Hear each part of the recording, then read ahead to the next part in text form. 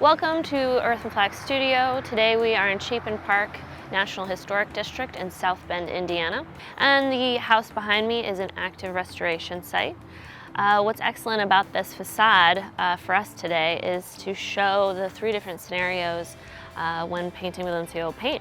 Up at the top there, this brand new siding, the wood was in such bad condition that it did need to be replaced, and it's been painted with linseed oil paint. Then in the middle area, those shakes and so on, have had all the old paint removed with infrared tool, getting down to bare wood, and then painted with linseed oil paint. And then here, this sort of sunroom porch, that just had the old paint sort of cleaned, and then a coat of linseed oil paint applied, since they plan to eventually restore it to its original porch. So here we have the old paint fully removed, and as you can see, some of the siding is in excellent condition.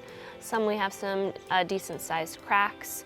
I would suggest this piece of siding maybe be replaced with a Dutchman repair, replacing the old wood with new wood.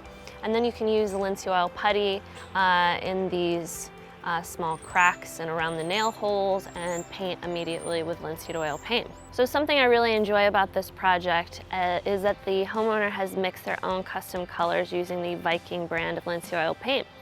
So you've got the black for some of the trim details along the bottom.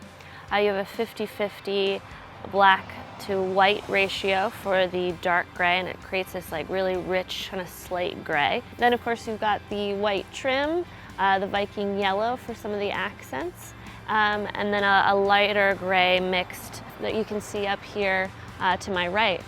So a really fun, creative combination of colors and color mixing with the linseed oil paint. So much is possible if you want to get creative, and that kind of really brings out the details in a house project like this.